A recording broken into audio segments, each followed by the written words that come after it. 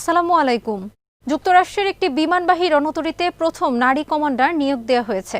মার্কিন সেনা ঘাঁটিতে হত্যাকাণ্ড সহিংসতা বাড়ছে। আজারবাইজানে মাইন অপসারণ যন্ত্র পাঠাচ্ছে তুরস্ক।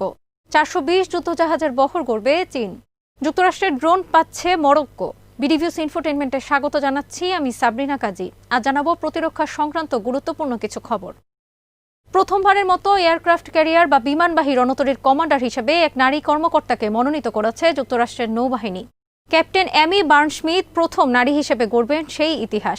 সম্প্রতি যুক্তরাষ্ট্রের নৌবাহিনী নতুন 6 জন এয়ারক্রাফট ক্যারিয়ার কমান্ডারের নাম ঘোষণা করেছেন। তাদের মধ্যে ক্যাপ্টেন অ্যামি একজন। 2022 সালে দায়িত্ব নেবেন তারা। এই বিষয়ে জানতে চাওয়া হলে ইউএস নেভাল এয়ারফোর্সের দপ্তর থেকে বিষয়টি নিশ্চিত করলেও এ বিষয়ে বিস্তারিত কিছু বলতে রাজি হননি কর্মকর্তারা।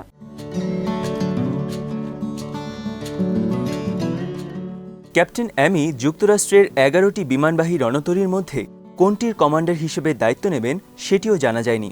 অবশ্য এই ঘোষণার আগেই রেকর্ড ভেঙেছেন অ্যামি বার্নস্মিথ।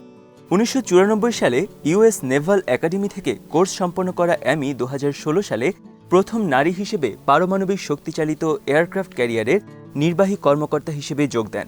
সে সময় তিনি দায়িত্ব পালন করেছেন নিমিটজ ক্লাস ক্যারিয়ার আব্রাহাম লিঙ্কনে।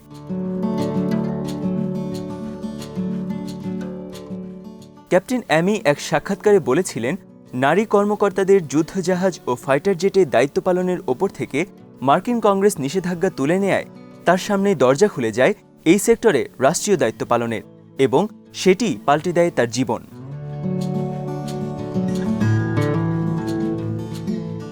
এর আগে হেলিকপ্টার স্কোয়াড্রনের সাথে কাজ করার অভিজ্ঞতা রয়েছে তার। আছে মার্কিন নৌবাহিনীর উভচর ডক সান ডিয়েগোর কমান্ডার হিসেবে কাজ করার অভিজ্ঞতা। আর এটি তাকে এনেছে আজকের অবস্থানে। এক সাক্ষাৎকারে এই নৌসেনা বলেন, এটি কোনো সহজ কাজ নয়। এখানে এমন লোকদের সাথে আপনাকে প্রতিযোগিতা করতে হবে যারা আপনার মতোই স্মার্ট, আপনার মতোই দক্ষ। আপনি যা করবেন তারাও তাই করবে। তবে ব্যর্থতার ভয় কখনোই ছিল না আমার মাঝে। নারী পুরুষ উভয় শ্রেণীর কর্মকর্তাদের মাঝেই মেন্টর হিসেবেও কাজ করার অভিজ্ঞতা রয়েছে আমার। এদিকে প্রথমবারের মতো মহাশূন্য বাহিনীর জন্য আলাদা দুটি ঘাঁটি বরাদ্দ করল যুক্তরাষ্ট্রের সশস্ত্র বাহিনী। দেশটির ফ্লোরিডা অঙ্গরাষ্ট্রের দুটি বিমান ঘাঁটির নতুন নামকরণ করা হয়েছে স্পেস ফোর্স বা মহাশূন্য বাহিনীর ঘাঁটি হিসেবে।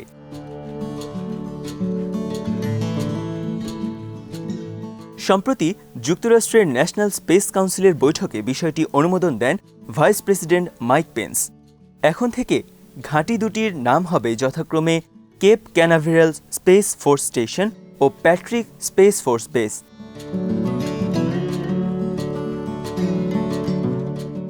এই ঘটনাকে যুক্তরাষ্ট্রের সশস্ত্র বাহিনীর জন্য বিরাট পদক্ষেপ হিসেবে এক টুইটার পোস্টে উল্লেখ করেছেন ভাইস প্রেসিডেন্ট মাইক পেন্স। আর ইউএস স্পেস ফোর্সের প্রধান জেনারেল জন রেমেন্ড এটিকে নতুন যুগের সূচনা হিসেবে আখ্যায়িত করেছেন। চলতি বছরের শুরু থেকে মার্কিন স্পেস ফোর্সকে এয়ারফোর্স থেকে পৃথক করে সম্পূর্ণ আলাদা একটি বাহিনী হিসেবে গড়ার প্রক্রিয়া শুরু করে ডোনাল্ড ট্রাম্পের প্রশাসন। এই পদক্ষেপ সেই প্রক্রিয়ারই একটি অংশ।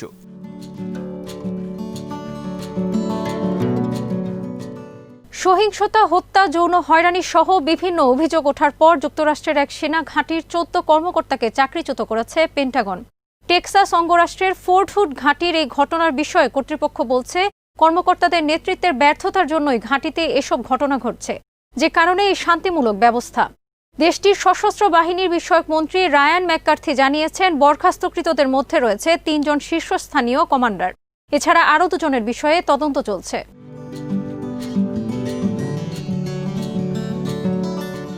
ঘাঁটিতে সংঘটিত অপরাধ তদন্তের দায়িত্ব যাদের, ফোর্ট হুড ঘাঁটির সেই ক্রিমিনাল ইনভেস্টিগেশন কমান্ড ইউনিটের বিষয়েও আলাদা তদন্তের নির্দেশ দিয়েছেন মন্ত্রী। গত 1 বছরে ওই ঘাঁটিতে হত্যা, আত্মহত্যা কিংবা দুর্ঘটনায় অন্তত 25 সৈন্যের মৃত্যুর পর এই ব্যবস্থা নেওয়া হলো। এর মধ্যে কিছুদিন আগে ভ্যানেসা গিলের নামে এক নারী সৈনিকের মৃত্যুর ঘটনা ছিল ব্যাপক আলোচিত। নিখোঁজের 2 মাস পর তার লাশের কিছু অংশ খুঁজে পাওয়া যায়।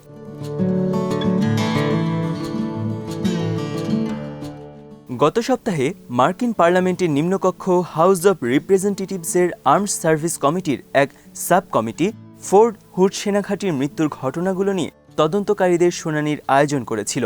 মার্কিন কংগ্রেসের তদন্তের অংশ হিসেবেই এই শুনানি অনুষ্ঠিত হয়।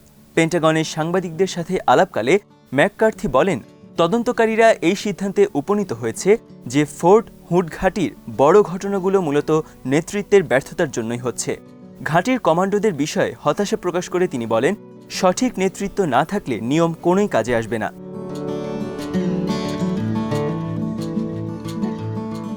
নিহত নারী সৈনিক ভ্যানেসা গিলেনের আইনজীবী জানিয়েছেন, বরখাস্ত কিংবা চাকরিচ্যুতদের মধ্যে ঘাঁটির ক্রিমিনাল ইনভেস্টিগেশন ডিপার্টমেন্টের সদস্যরাও আছেন।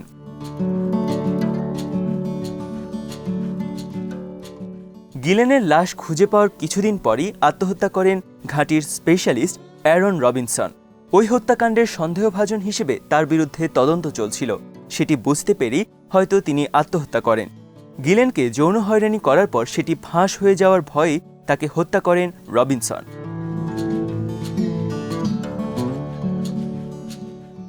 নাগোর্নো কারাবাখের এবারের যুদ্ধে আর্মেনীয় দখলদারিত্ব থেকে অনেক এলাকা মুক্ত করেছে আজারবাইজানের সৈন্যরা। হামলার মুখে টিকতে না পেরে এসব এলাকা ছেড়ে যাওয়ার সময় অসংখ্য স্থল মাইন পুঁতে রেখে গেছে আর্মেনীয় সেনা ও বিচ্ছিন্নতাবাদীরা। এসব মাইন এখন হুমকি ওই এলাকার বাসিন্দা ও আজেরি সৈন্যদের জন্য।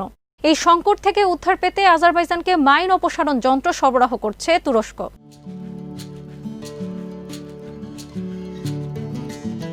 তুরস্কের রাষ্ট্রীয় মালিকানাধীন প্রতিরক্ষা সামগ্রী নির্মাতা প্রতিষ্ঠান আসফাতের সাথে এই নিয়ে একটি চুক্তি হয়েছে আজারবাইজানের।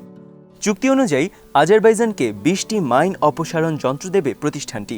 এক টুইটার পোস্টে আসফাত জানিয়েছে, আমরা ভ্রাতৃপ্রতিম আজারবাইজানের কাছে 20টি মেকানিক্যাল মাইন ক্লিয়ারিং ইকুইপমেন্ট রপ্তানি করছি, যেগুলো তুর্কি সশস্ত্র বাহিনীর প্রয়োজনে প্রথমবারের মতো উৎপন্ন করছে আসফাত।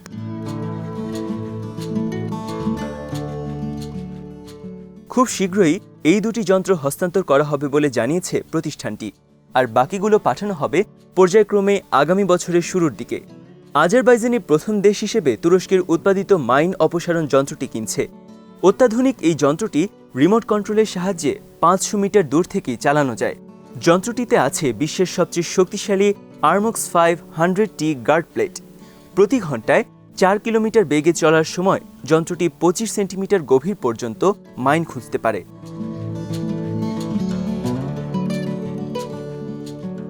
এদিকে রাশিয়া থেকে S-400 মিসাইল ডিফেন্স সিস্টেম কেনার কারণে তুরস্কের উপর নিষেধাজ্ঞা আরোপ করার সিদ্ধান্ত নিয়েছে যুক্তরাষ্ট্র। মার্কিন প্রশাসনের 2 শীর্ষস্থানীয় কর্মকর্তা সহ অন্তত 4টি সূত্রের বরাত দিয়ে বার্তা সংস্থা রয়টার্স এক রিপোর্টে জানিয়েছে এই কথা। চলতি সপ্তাহের যে কোনো দিন এই বিষয়ে ঘোষণা আসতে পারে। সূত্রগুলো বলছে, তুরস্কের প্রতিরক্ষা খাতে নিয়ন্ত্রণকারী প্রতিষ্ঠান প্রেসিডেন্সি অফ ডিফেন্স ইন্ডাস্ট্রিজ ও এর প্রধান ইসমাইল দেমিরের উপর আসতে পারে এই নিষেধাজ্ঞা।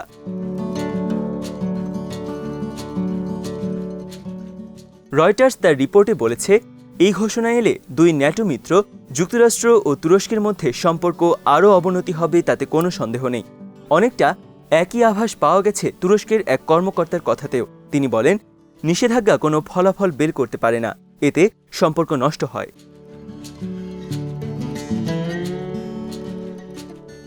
গত বছর যুক্তরাষ্ট্রের নিষেধাজ্ঞা উপেক্ষা করে রাশিয়া থেকে S-400 মিসাইল ডিফেন্স সিস্টেম কেনে তুরস্ক। কোনো ন্যাটো সদস্য দেশ হয়েও রাশিয়া থেকে প্রতিরক্ষা সামগ্রী কেনার বিষয়টি সহজভাবে নেয়নি ওয়াশিংটন।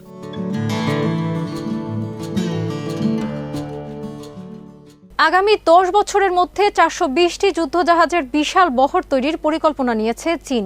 আর এই পরিকল্পনা বাস্তবায়ন হলে চীনের নৌবহর হবে সংখ্যার দিক থেকে বিশ্বের সবচেয়ে বড়। কিছুদিন আগে যুক্তরাষ্ট্রের 355 যুদ্ধজাহাজের বহর তৈরির ঘোষণার পরই এলো চীনের এই পাল্টা ঘোষণা।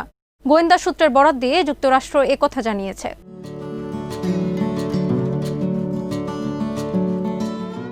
বর্তমানেও সামরিক নৌযানের সংখ্যার হিসেবে বিশ্বের সবচেয়ে বড় নৌবহর চীনের। তাদের আছে মোট 350টি সামরিক নৌযান। মাসখানেক আগে মার্কিন নৌবাহিনীর 30 বছর মেয়াদী যুদ্ধজাহাজ তৈরির যে পরিকল্পনা প্রকাশ করেছে, তাতে দেখা গেছে 2030 সাল নাগাদ 355টি নৌসামরিক যান হবে যুক্তরাষ্ট্রের। এর মধ্যে থাকবে সাবমেরিন, ফ্রিগেট, ডেস্ট্রয়ার সহ সব ধরনের সামরিক জলযান।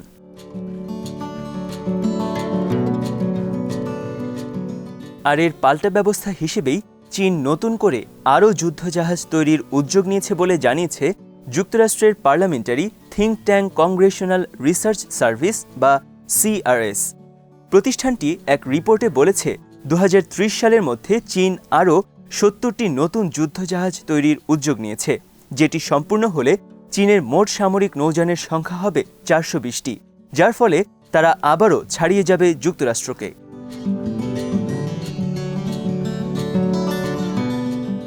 যুক্তরাষ্ট্রের নেভাল ইন্টেলিজেন্স দফতরের বরাত দিয়ে রিপোর্টে বলা হয়েছে 2020 সালের শেষ নাগাদ চীনের যুদ্ধজাহাজের সংখ্যা হবে 360টি। একই সময় যুক্তরাষ্ট্রের থাকবে 270টি। প্রতিষ্ঠানটি ধারণা করছে 2025 সালে চীনের যুদ্ধজাহাজ হবে 400টি, আর 5 বছর পরে সেই সংখ্যা পৌঁছে যাবে 420-এ।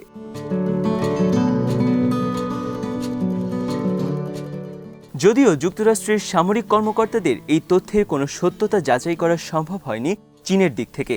চীন এই বিষয়ে এখনো পর্যন্ত কোনো তথ্য প্রকাশ করেনি।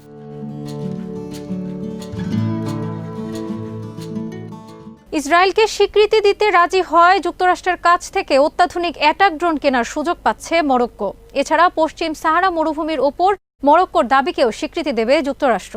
যুক্তরাষ্ট্রের প্রেসিডেন্ট ডোনাল্ড ট্রাম্প নিজেই এক টুইটার পোস্টে ইসরায়েলের সাথে মরক্কোর সম্পর্ক স্থাপনের বিষয়ে ঘোষণা দিয়েছেন সম্প্রতি।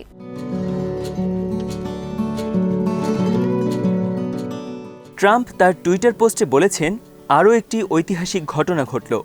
আমাদের মহান বন্ধু ইসরায়েল ও মরক্কো পরস্পরের সাথে পূর্ণমাত্রায় কূটনৈতিক সম্পর্ক স্থাপনের সিদ্ধান্ত নিয়েছে। ট্রাম্প এই ঘটনাকে মধ্যপ্রাচ্যের শান্তির জন্য বড় পদক্ষেপ হিসেবেই আখ্যায়িত করেছেন।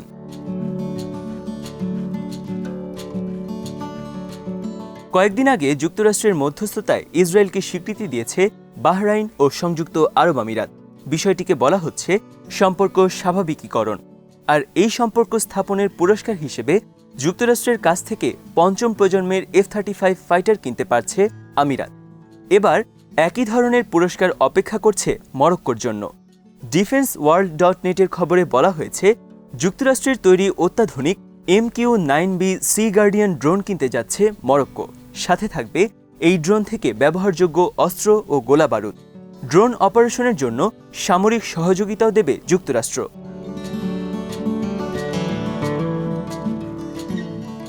মার্কিন প্রতিরক্ষা সূত্রের বরাত দিয়ে বার্তা সংস্থা রয়টার্স প্রথম এই খবরটি ফাঁস করেছে। এতে ড্রোনের নাম বলা না হলেও 4টি অত্যাধুনিক ড্রোনের কথা বলা হয়েছে।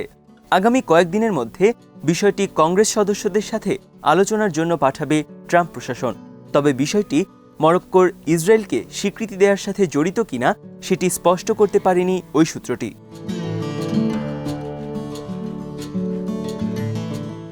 আজ এখানেই শেষ করছি। সমরাষ্ট্র, প্রতিরক্ষা ও কূটনীতির নানা তথ্য জানতে চোখ রাখুন বিডিনিউজ ইনফোটেইনমেন্টে।